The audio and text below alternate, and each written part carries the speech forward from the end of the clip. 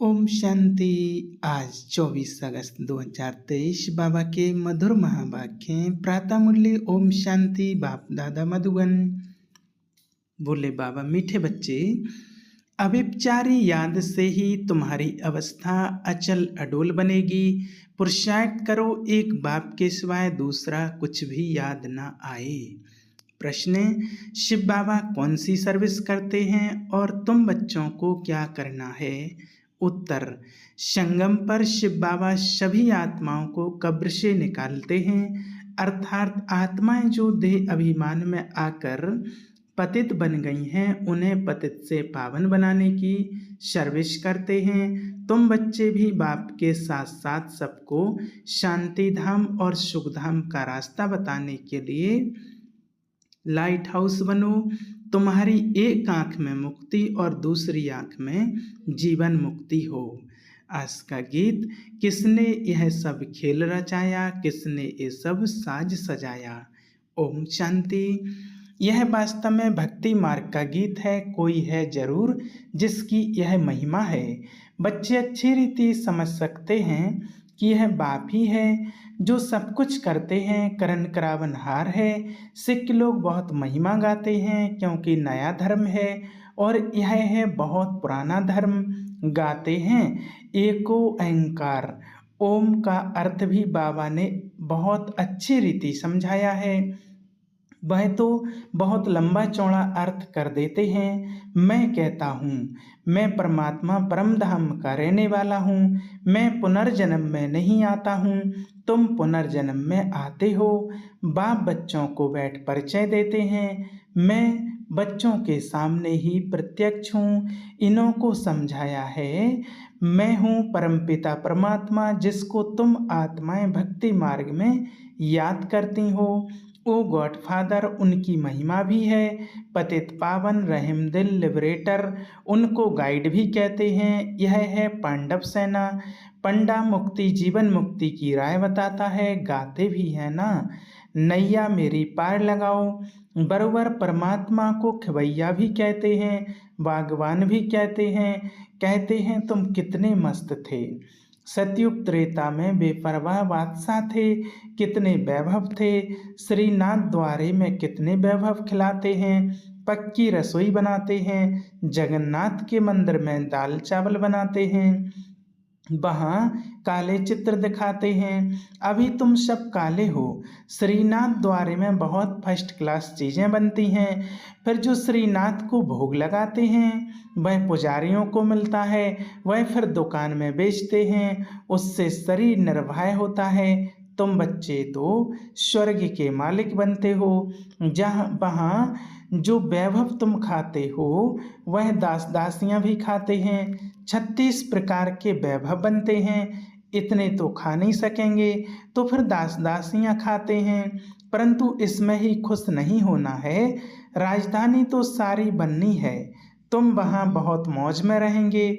World almighty authority का स्थापन किया हुआ स्वर्ग का राज्य भाग्य तुम बच्चों को मिलता है। कहते हैं ज्ञान भक्ति वैराग्य। अब वैराग्य 2 प्रकार का होता है। सन्यासियों का है हद का वैराग्य, घर बार छोड़ जाकर जंगल में बैठते हैं, फिर वह गुप्त मदद करते हैं, भारत का बहुत फायदा करते हैं, जैसे विनाश के लिए कहा जाता है।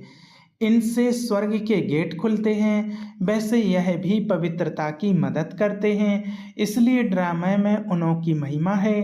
बाप कहते हैं यह ज्ञान प्राय लोप हो जाता है, तो उनका है हद का वैराग्य, तुम्हारा है बेहद का। तुम्हें बेहद का बाप वैराग्य दिलाते हैं। ग्रस्त व्यवहार में रहते सिर्फ बुद्धि से भूलना है। यह तो पुराना शरीर है। अब 84 जन्म पूरे हुए। देह सहित देह के सब धर्मों सर्व संबंधों को भूलना है, अपने को देही समझना है। वह तो कह देते हैं कि आत्मा निर्लेप है, कुछ भी खाओ पियो, लेख छेप नहीं लगता। अनेक मत मतांतर हैं, कैसी रस्म रिवाज है, जिसने जो मत चलाई चल पड़ी है। जैसे यहाँ कोई आदि देव को महावीर कहते, महावीर फिर हनुमान को भी कहते हैं। वास्तव में तुम सब महावीर महावीरनिया हो, जो माया पर जीत पाते हो, श्रीमत पर पुरुषार्थ करते हो। तुमको अपनी अवस्था ऐसी रखनी है जैसे अंगद को रावण हिला नहीं सका।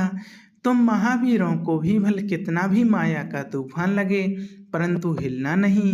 यह अवस्था अभी नहीं होगी, पिछाड़ी में ऐसी अवस्था होनी है। कितने भी विकल्पों के तूफान आए, लेकिन अडोल रहना है।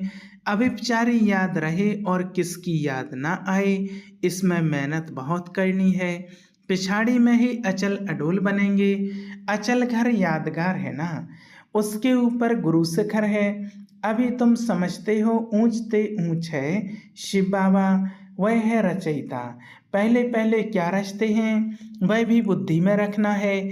ऊंचते ऊंच है शिव बाबा, फिर है ब्रह्मा विष्णु शंकर। सूक्ष्म तनवासी विष्णु को 4 भुजाएं क्यों देते हैं? इससे यह प्रवृत्ति मार्ग सिद्ध होता है। तुम्हारा है प्रवृत्ति मार्ग, ब्रह्मा द्वारा स्थापना कराते हैं। ब्राह्मण धर्म है ऊंचते ऊंच, देवताओं से भी तुम ऊंच हो, क्योंकि तुम सर्विस करते हो। देवी धर्म की स्थापना कर फिर तुम विश्व के मालिक बनते हो। ऊंचते ऊंच है एक बाप अथवा महिमा लायक एक ही शिव बाबा है, दूसरा ना कोई। बर्थडे एक शिव बाबा का ही मुख्य है, बाकी तो कोई सर्विस नहीं करते। लक्ष्मी नारायण भी प्रारब्ध भोगते हैं। अभी तो सबकी कयामत का समय है। पहले पहले भक्ति भी शुरू होती है एक बाप की, वह है अव्यभिचारी भक्ति। अभी तो बिल्कुल व्यभिचारी बन गए हैं। तुम शिव बाबा से लेकर सभी के ऑक्यूपेशन को जानते हो। अभी तुम प्रैक्टिकल में बाबा के पास बैठे हो, जानते हो कि हम फिर से भारत को स्वर्ग बना रहे हैं। जो बनाते हैं वही फिर राज्य करेंगे। फिर वहाँ लक्ष्मी नारायण की डायनेस्टी चलती है, फिर राम की। अब उनकी पूजा करें। उनकी पूजा क्या करें, उनको तो नीचे उतरना ही है। प्रारब्ध भोग पूरी की बस तुम ही पूज्य से पुजारी बनते हो। तुम जानते हो कि भक्ति मार्ग में क्या होता है, 63 जन्म कैसे लेते हैं। अभी तुम ब्राह्मण हो, फिर ब्राह्मण से देवता, क्षत्रिय, वैश्य, शूद्र वर्णों में आएंगे। यह ड्रामा अनादि बना हुआ है, कोई रोक नहीं सकता। बाजोली खेली जाती है ना, तीर्थों पर बाजोली खेलते जाते हैं। आगे बाजोली का बड़ा प्रभाव था, अभी तो अनेक मतें निकल पड़ी हैं। सिवाय एक बाप के और कोई मुक्ति जीवन मुक्ति दे नहीं सकता। अब तुम्हारी एक आंख में है मुक्ति, दूसरी आंख में है जीवन मुक्ति। बुद्धि कहती है हम लाइट हाउस हैं, तुम हो मनुष्यों को रास्ता दिखाने वाले लाइट हाउस।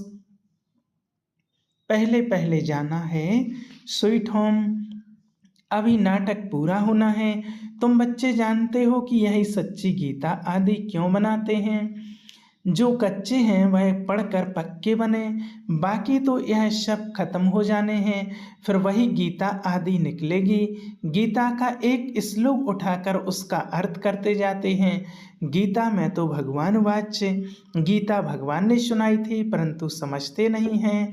बाप कहते हैं मैं इन शास्त्रों से नहीं मिलता हूँ, जब भक्ति पूरी होती है तब मैं आता हूँ। ज्ञान है दिन, भक्ति है रात। आधा कल्प है रावण का राज्य। रावण देखने में नहीं आता है, बुद्धि से समझ सकते हैं इनमें काम का भूत, क्रोध का भूत है। यह अशुद्ध अक्षर सतयुग में काम नहीं आते। यहाँ तो एक दो को गाली देते रहते हैं, यह सब बातें सतयुग में नहीं होती। अभी तुम समझते हो बाप पतित पावन स्वर्ग का रचयिता है। स्वर्ग रचकर फिर अपने को छिपा लेते हैं, इनको कोई भी जान नहीं सकता। वह शिव का चित्र है, परंतु पता कुछ भी नहीं है। शिव बाबा कब आया, कैसे आया, ब्रह्मा विष्णु शंकर का क्या राज है, वह कहाँ रहते हैं। लक्ष्मी नारायण को सतयुग में इतनी ऊंच रजाई कैसे मिली, कलयुग में तो है नहीं, कैसे वह रजाई पाते हैं। यह अब तुम समझते हो। बच्चों को बाप से अच्छी रीति पढ़कर फिर औरों को पढ़ाना है। बाप सभी बच्चों को कहते कि मेरे सिकिलदे बच्चे, ओ मेरे शालिग्रामों, मैं इस शरीर में आकर तुमको समझाता हूँ। इस ब्रह्मा का तन लिया हुआ है, ब्रह्मा से ब्राह्मण पैदा होते हैं, और कोई सत्संग में ऐसे कोई मना नहीं होती है। यहाँ मना करते हैं, विष पर ही झगड़े होते हैं, जिसके लिए ही बाप कहते हैं यह विष आदि मध्य अंत दुख देते हैं। यह है नंबर 1 दुश्मन। इस काम महाशत्रु को जीतो जिसने तुमको आदि मध्य अंत दुख दिया है। इसलिए कहते हैं पतित पावन आओ, जानते हैं हम पतित हैं, तब तो जाकर पावन के आगे माथा टेकते हैं। पवित्रता की कशिश होती है, इसलिए उन्हों का मर्तबा रखते हैं। वह भी समझते हैं हमारे जैसा ऊंच भारत में कोई है नहीं। उन्हों को भी तुम शक्तियों ने बाण मारे हैं। अगर स्थूल बाणों की बात होती तो ऐसे थोड़ी ही कहेंगे कि परमपिता ने बाण मरवाए हैं। यह हैं ज्ञान के बाण। तुम हो ब्रह्मा कुमारियाँ, वह फिर ब्रह्मा कुमारियाँ कह देते हैं, ब्रह्म कुमारियाँ कह देते हैं, कहते हैं ब्रह्म ही भगवान है। बाप कहते हैं यह तुम्हारा भ्रम है। अब तुम्हारे पास सन्यासी लोग भी बहुत आते हैं। बड़े बड़े आदमी सन्यासियों के पास जाते हैं, बोलते हैं महात्मा जी चलिए हम आपको भोजन खिलाएं। बहुत उन्हों की खातिरी करते हैं। पवित्रता की निशानी है ना।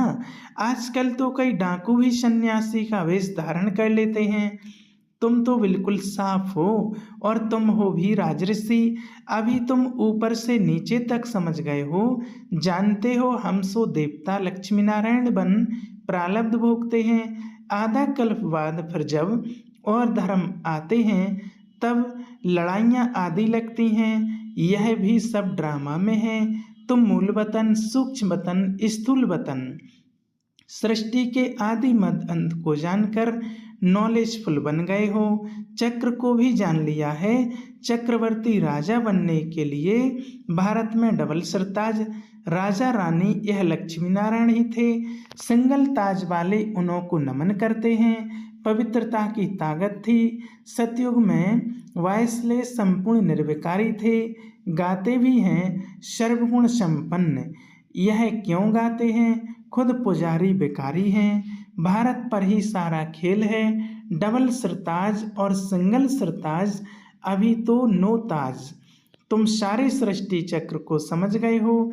क्रिएटर, डायरेक्टर, मुख्य एक्टर कौन है तुम अभी जानते हो। फिर तुम देवता बन जाएंगे।